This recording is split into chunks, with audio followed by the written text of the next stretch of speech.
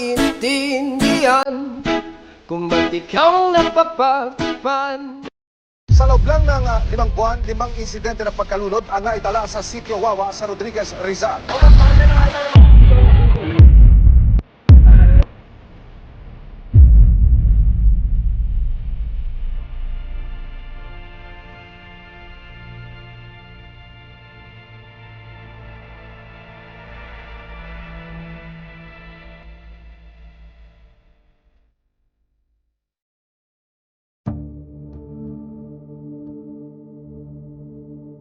Hello mga kamistiks! Maligayang pagdating sa Wawa Dam. Ito ay lugar na matatagpuan sa paanan ng Sierra Madre, isa sa mga makasaysayang lugar ng Rodriguez Rizal. Bukod sa ganda ng kalikasan, taglay nito ang mga kwento ng ating nakaraan, mga alamat na puno ng hiwaga at mga misteryong nagpapakilabot hanggang ngayon. Samahan niyo kami sa isang paglalakbay kung saan aalamin natin ang kwento sa kasaysayan, alamat at mga trahedya na bumabalot sa lugar na ito. Kaya tara, handa na ba kayong maramdaman ang hiwaga ng Wawa Dam? Habang naglalakad kami dito sa Wawa Dam, hindi namin maiwasang maramdaman ang hiwagang bumabalot sa lugar. Ito ang kwento ni Bernardo Carpio. Ayon sa alamat, si Bernardo ay sinumpa at naipit sa pagitan ng dalawang naglalakihang bato dito sa Wawa. Ang mga batong ito na ngayon ay makikita sa paligid ng dam ay sinasabing bahagi ng kanyang kwento. Sa kanyang malahiganteng lakas, pilit niyang hinahati ang mga bato upang makalaya pero nanatili siyang nakagapos. Sinasabi ng mga matatanda na tuwing may malalakas na pagyanig o lindol, ito'y dahil sa patuloy niyang pagsisikap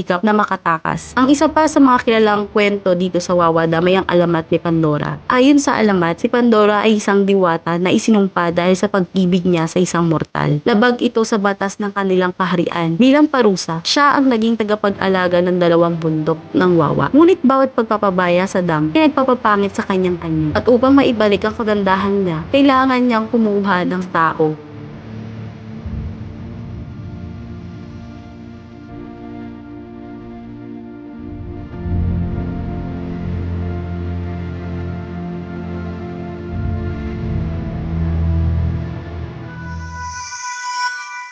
Hi guys! Good evening! So, nandito kami ngayon sa Wawa and kasama namin si Sis Gina, Sis Jassy, si Sis Sugar at saka si Sis Colleen.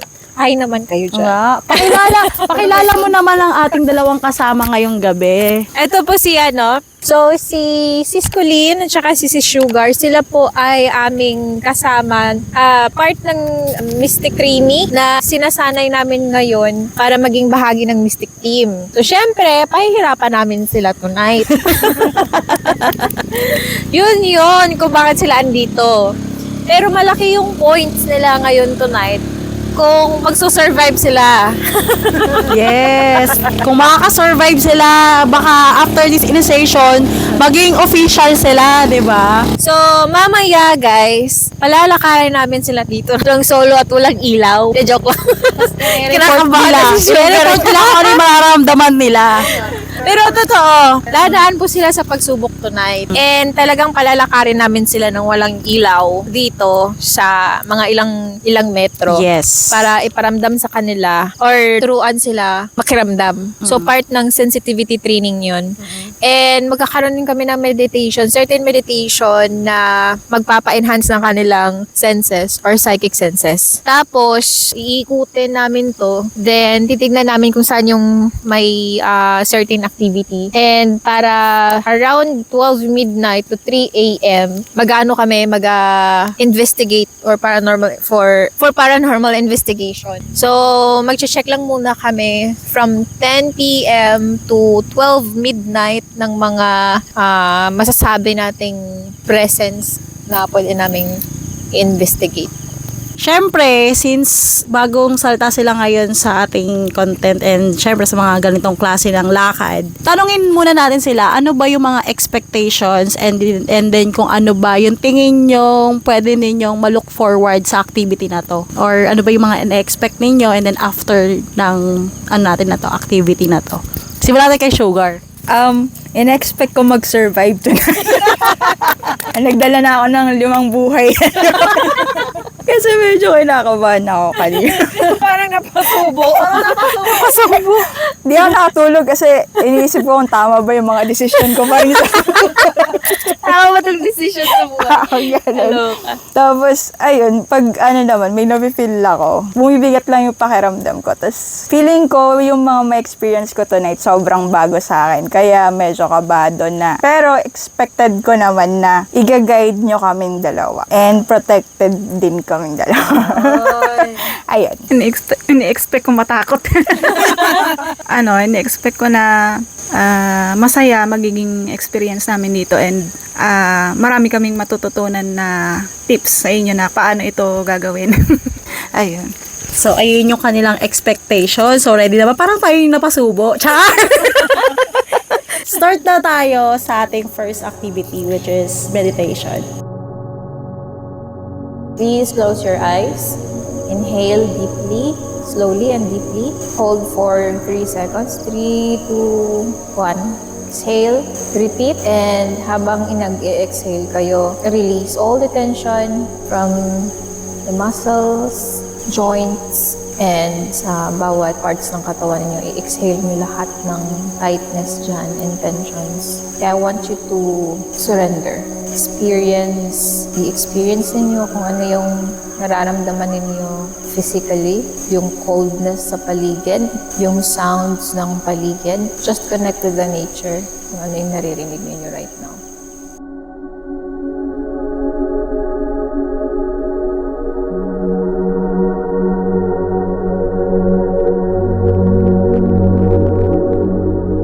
Lagyan mo pala ng ano sis, lagyan mo ng chocolate yung kamay nila. Ilagay yun ako sa akin. Ay, saan kamay? May nagpa-flash. May flashes ako nakita habang nag-meditate tayo. Ako din, may nagtatry kong bumulong sa akin. Ang may nag-visual sa akin na scene. Parang etong bundok na to, hindi siya ganito dati. Tapos, siya, mas makapal pa siya dito. Tapos may babae akong nakita na naka-white. Alam mo yung buhok niya na parang, siya, nakaumbok siya dito. Yung parang nakatali siya na parang pakulot na paganyan siya. Medyo siya? Oo. Ito yung nakita ko. Pero Tapos, siya, silhouette lang nakita ko. Takot yun naman ako rito eh. Hindi totoo. Tapos naglalakad siya. Alam mo yung suot niya, kulay white siya na yung damit. Sa Oo, sa ganito, sa tubig. Ang view ko kasi is pag parang ako nasa tubig, yung ilog. Tapos ang view is nasa bundok. Tapos may babaeng naglalakad. Tapos ang buhok niya pa ganun. Hindi naglalakad yun sa akin, pero nakita ko siya talaga. Yung buhok ko sinabi mo, ganun din. Tapos may nagtatry mo bumulong sa akin, pero parang murmur lang siya. Tapos kanina pang gumawa sa ulo ko. Parang may sumatry kanina kumakaso kasi nag-build na ako ng shielding. Kaya biglang nawala siya. May nagtatry kang makipag-connect. Sa akin, sa likod ko. Sa likod, Sa diba? likod ko. Dumaan siya. Ay, dumaan dito. Oo, parang may pagka-wet yung... Si Otip, ba hindi natin isi-chocolate yan? Baka mamaya, maano ka dyan. Parang may dumaan kanina nung pagka-start. Actually, parang iniikutan niya tayo. Iniikutan niya tayo. Iniikutan niya tayo. Ang init ng dito kanina. Tapos kanina doon, nang nagsasalita ka sis, may dumaan dito. Pag di ba, gumanon ako kanina. Iniikutan niya tayo kanina ba? Ay, ang naramdaman ko lang yung parang dumaan dito. Oo. Actually, hindi siya multo or what. Hindi. Elemental spirit yun, mga nakatira dito. Wala akong nakita mo dito eh. Walang multo. Ano naramdaman mo? Parang, o nakita mo talagang maputik yung paa? Maputik yung paa. Dito sa batuhan na malakad siya. Paano nakita ko? Wow, kakastart pa lang So yun guys, may mga na-experience kami. May na-experience So, na agad ayun guys, magsisimula na tayo sa reading. Oo, sa reading. Okay. So, right now guys, alamin muna namin kung ano yung possible message ng paligid using tarot and oracle. So, yeah, nagsisimula sa akin yung first reading. Bubunot kami ng 3 cards. So, we have here wrong decision, winning, and wisdom. So, generally, ang wrong decision natin, reckless behavior can lead to bad consequences. Think before you act. Then, ang second dito is winning. Sooner or later, luck comes to everyone. Ay, magandang message. And then, there is wisdom. Insight into the nature of physical objects gives you foresight. Use your best judgment. So, I think ang binibigay na message sa atin from this environment o dito sa Wawa Dam is there are certain decisions o kumbaga parang yung it's not always na yung nangyayari sa paligid ay kasalanan ng andito. So, kumbaga, ang nangyari kasi, nagkaroon kasi ng, masyado kasi tumatak sa isip ng tao na pag may nangyayaring hindi maganda dito, ay nabibintang sa mga elements or sa kung anong present dito. But actually, they're telling na most of cases na nangyayari is gawa ng kanilang reckless act. So, here we have winning. So, actually, iba, masyado pang deep yung message na to. But sa nakikita ko, I think parang binibigyan kami dito ng message like what we're doing right now and the wisdom or yung awareness or yung matutuklasan namin tonight is makakatulong din sa growth namin as a team. I think, ito nakikita ko parang may madidiscover tayo something na mag-i-end yung loop ng karma cycle sa place. Kasi sa nakikita ko dito, nagkaroon na ng tatak sa isip ng tao na pag may nawawala, parang nagiging na siya, hysteria, na pag may nangyayaring hindi maganda dito, parang nabibintang sa paligid. But actually, they're telling na wala naman silang generally ginawa sa paligid or kung anong nangyari sa ibang andito. So, yun po yung nakita ko dito. Kailangan daw yun with the card na wisdom, kailangan daw na ayos yung ganong pamimintang. Same sa akin, medyo nag-resonate yung sinabi ni Sis Reyka, no? Nung nakuha kong cards is the Coven, which is Power of Sisterhood, Crescent Moon, keep moving forward, you got this, and New Moon, fresh start, new beginning. So, nakikita ko, guided kami, yung group namin dito, parang sinasabi lang na, siguro, respetuhin lang yung place. Nakikita naman dito sa card na, hindi naman sila nananakit ng mga bisita dito kung maganda yung intention. So, nakikita ko naman dito na hindi sila yung, natulad nga na sinasabi ng mga tao na sila yung naging reason itong mga elementals na to yun, kung bakit nagkakaroon ng dito, ng sakuna, which is most of the time, yung mga yun is tao talaga yung gumagawa din. Siguro kung meron mang ginagawa yung mga elementals dito is lesson lang, pero hindi naman talaga yung para patayin yung mga Nakikita ko dito and lumalabas nga dito na guided kami kung ano ginagawa namin kasi malinis yung intention namin. So, nakikita ko din sa sinabi ni Sis Reyka kanina na nagkakaroon ng tugma yung message sa amin ng lugar. Sa side ko naman, nakakuha ako ng tarot cards, Ace of Cups reverse, and then King of Cups, and Nine of Wands. Actually, itong cards na to ay nag-resonate sa readings nila. However, Ace of Cups means negative outcomes. Kumbaga, nagkaroon ng negative connotation sa lugar na to na pag may nangyayari is lagi nilang sinasabi about sa mga nakatira dito na elementals o kaya naman sa lugar mismo. However, King of Cups, the place sinasabi sa atin na peaceful ang lugar na to. As for the King of Cups, peaceful to, and itong lugar na to sinasabi nila based sa energy na okay mag-stay dito at saka walang mangyayaring masama unless tao mismo yung gagawa ng hindi maganda. And as for the Nine of Wands, gusto nilang mag-remind ng boundaries kung saan kailangan din natin alagaan kung ano yung meron nandito, irespeto natin kung ano yung mga nakatira dito, whether spirits ba yan or yung mismo mga taong nandito. So, ayun yung nakikita kong message ng cards. Okay guys, ngayon, hihintayin natin yung dalawang Mystic Way trainees na si Sugar and Colleen. Pero, isa-isa lang sila maglalakad kung saan yung starting point ay nandoon kay Sis Reyka at saka kay Gina. And dito naman sa end point is nandito ako at ang ating cameraman na si Otep. Okay, so let's see kung kakayanin ba nila maglakad mag-isa. So ayan, mag-start na tayo i-communicate si Sis Reyka para mag-start na yung paglakad ng ating mga trainees. Kung kakayanin ba nilang maglakad sa ganitong kadilim na lugar. Okay? Control to Reyka. Ayan, pwede na sila mag-start. Copy. Ayan, waiting. Gano'n kayo kalayo, sis? Medyo malayo to, sis. Kasi sa dulo kami, bago yung sa kabilang camp. Okay, copy. So, ayan guys, nagsisimula na maglakad yung isang trainee na si Colleen. So, tingnan natin kung kakayanin niya ba yung hamon natin. Napakadilim, no? Pero syempre, kung lokal ka dito, parang hindi ka matatakot eh. Kagaya nung isa dito. Ako pala patupuntahin pa-move si Sugar kapag andyan na si Sis Colleen. Sige sis, i-inform kita pag andito na siya. Siya na ata ito. Copy. Control to sis. Andito na si Colleen.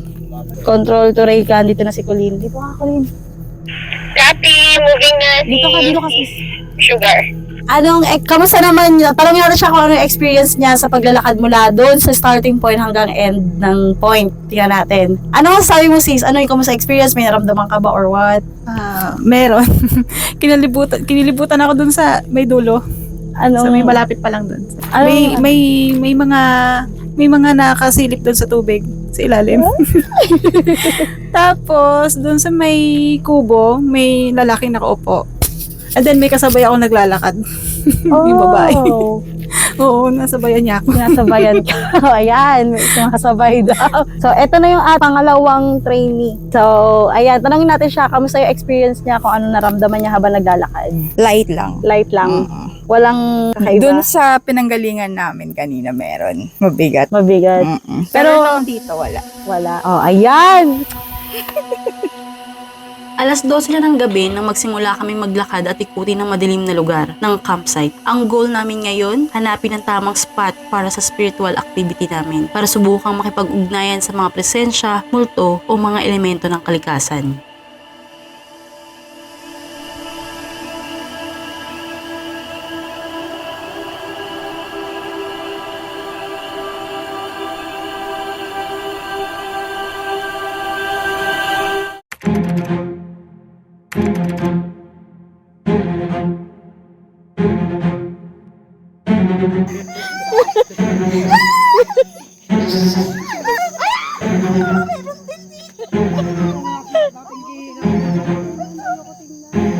Akala namin ay nakakatakot na presensya ang nakita ni Sugar, pero palakalang pala. Sa kabila ng takot at tawanan, nakahanap kami ng lugar at sinimulan namin ang aming activity gamit ang mga paranormal tools. Naglagay kami ng motion sensor sa paligid at sa loob lamang ng ilang saglit may biglang umilaw. Agad namin itong nilapitan, ngunit palakanan naman pala ang dahilan. Dahil wala kaming nakuha na kahit ano, napagdesisyonan naming lumipat sa ibang lugar sa pag-asang makakuha ng mas malinaw na koneksyon. Palaka? Ay.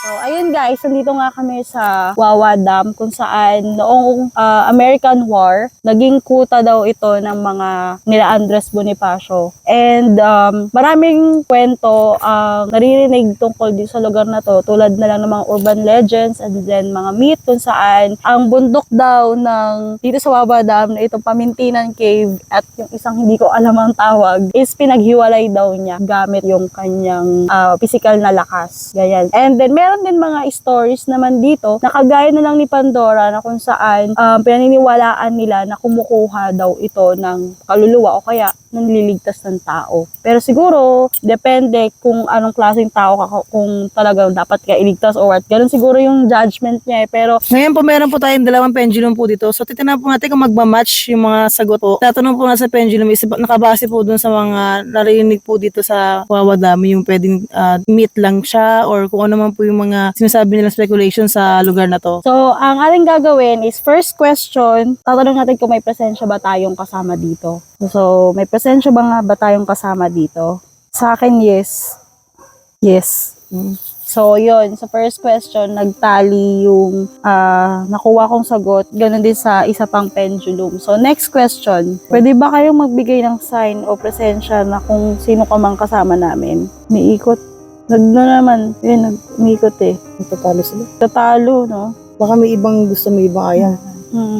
Third question. May elementals ba kaming kasama? Yes. Sa akin, yes. May kasama daw tayong elementals. Then, Yes din. So, nagtali din dun sa Pwede ba naming malaman kung anong pangalan ng kasama naming elementals ngayon? bigyan nyo kami ng letters. Yes daw. Lumakas oh. Pwede magbigay ng pangalan kung sino yung elementals na kasama namin dito. Magbigay kayo ng letter. Kung anong pangalan. At laging D. Letters ng kung sino mang elemental na kasama namin ngayon. D-E. Victory? Ano to?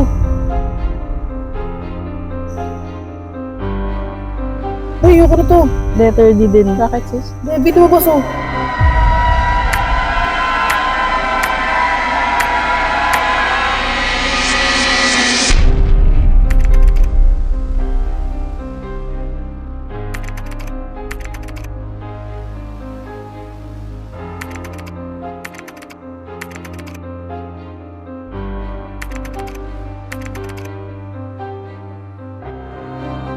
Ayan guys, so sa akin no, ang isa sa masasabi ko sa lugar na to, maganda naman siya actually. Syempre Rizal maganda, and yung syempre yung historical background niya, yung urban legends, kasama na siya sa culture. So sa lugar, masasabi ko napakaganda niya. Pero when it comes to background about sa mga urban legends or sa mga elemental spirits, ang isa sa mga nakuha kong message from this place is sila, peaceful siya, at saka ina-assure nila na ligtas yung mga taong pumupunta dito at wala silang planong manakit or what. Ang problema lang dito kung minsan nagkaroon lang ng negative connotation kasi nga yung mga tao parang na-condition yung isip nila na kapag may nangyayaring hindi maganda dito, ibig sabihin kagagawan agad ng elementals. Pero sa na-experience ko ngayon, posibleng hindi naman sila yung may kasalanan nun, kundi yung syempre yung mga tao rin na hindi nag-iingat, ang mga reckless na tao. Ganun. So, wala naman ako na-feel nakakaiba pa. Pero sa presence ng pagpunta ko sa Bukana, dun sa may pagpasok ng Pawawa, meron akong naamoy sa hangin na parang may presence ng aswang. Pero sa ngayon, wala naman akong nakita or naramdaman na may malapit. So, ayun ang aking feedback. So, ayun nga, yung feedback ko naman dito sa lugar is very refreshing. Tsaka, since ngayon na lang ako ulit nakapunta ng nature, sobrang nakaka-grounding, tsaka nakaka-connect talaga sa earth. Tapos, ayun, may mga na-feel din ako na medyo mabigat, and hindi ko masabi kung elemental yun or kung ano, kasi syempre, nag-i-start pa lang, napatunayan ko na sobrang takot ako sa palaka. Sobrang bago ng experience dito, tsaka sobrang saya rin na naging part ako ng journey na to. Ayun. Ako naman, yung feedback ko sa place, napakaganda ng place, ang ganda ng mga rock formation. Mystical yung place sa akin. Kasi tagal na rin nga akong di nakakapag-interact sa nature na rin. Sobrang busy ko sa mundane, no? Pero yun, feedback ko dito, more on elemental yung feeling. Wala akong nakitang spirits or mga multo. Wala naman akong feel na ganun. May mga energy lang dito na hindi pantay, pero hindi mo ma-feeling na madadrain ka. Hindi din ako sumakit ng ulo ko dito, which is hindi siya negative. Wala akong na-feel na negative dito. Kung ano man, yung message nga ng place na to is gusto lang nila na peaceful lang. Wini-welcome naman nila yung mga tao dito, and nakadepende sa tao, no, kung talagang sasaulain nila yung place, no. Yun ang ayaw lang na naman nila. Kung yun yung mga sinasabi ng mga tao na gawa daw ng mga elementals yung mga sakuna dito nangyayari or yung mga accident dito. Ganun talaga siguro lahat ng tao naghahanap ng i-blame, pero for me hindi naman para i-blame yung elementals dito. Kasi sila nga mismo nagsiset ng boundaries sa tao, no. Yung tao lang din may problema minsan. Yun lang naman, wala namang totally akong weird na experience, which is yun ang hinahanap ko. Yun lang naman. Back sa place, wala akong masyadong nafe-feel na negative dito. Actually, relaxing siya, tulad ko, napuyat, na wala masyadong tulog. Pero, ayun nga, meron na tayong mga hearsay sa place, and then, we are actually expecting na may mamimit kaming mga kung ano ditong nababanggit nga, or at least souls man lang na nagkaroon ng tragedy before or yung mga accidents before. But ayun nga, sa mga readings namin or dun sa mga ginawa naming intuitive na o yung sinusubukan namin na tap itong mga collective energies dito. Wala ano lang talaga siya, no? Mga residue dito is like more of elements lang talaga siya, and parang nasanayan lang ng tao na pag may nangyayaring hindi maganda, nabiblame sa mga elements sa paligid. Actually, hindi siya, nag-create lang siya ng, for me lang sa nakikita ko right, na parang nag-create lang siya ng hysteria sa atin, sa isipan ng tao. But nag-ikot kami dun sa dulo-dulo ng Wawa Dam, pero wala naglagay na nga din kami ng mga motion sensor to detect sana if merong mga activity or like magnetic field or so, pero wala kaming nakitang ganun. Plus subok din kaming EMF and yung spirit box, wala talaga masyadong activity, guys.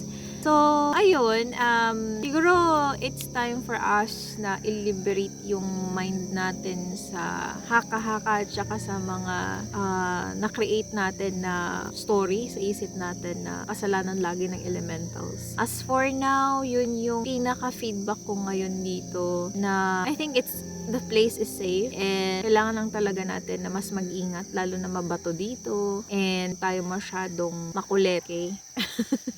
Ang napansin ko lang dito is parang masyado na siyang exposed sa tao. And sobrang safe niya dito. Kahit mag-ikot ka ng mag-ikot ng ikaw lang mag-isa. Safe siya. Walang mababait yung mga tao, yung mga guide. So parang walang magiging problema. And may mga naramdaman ako pero parang ano lang sila. Parang nagmamasid lang. And parang sanay na. Yun lang.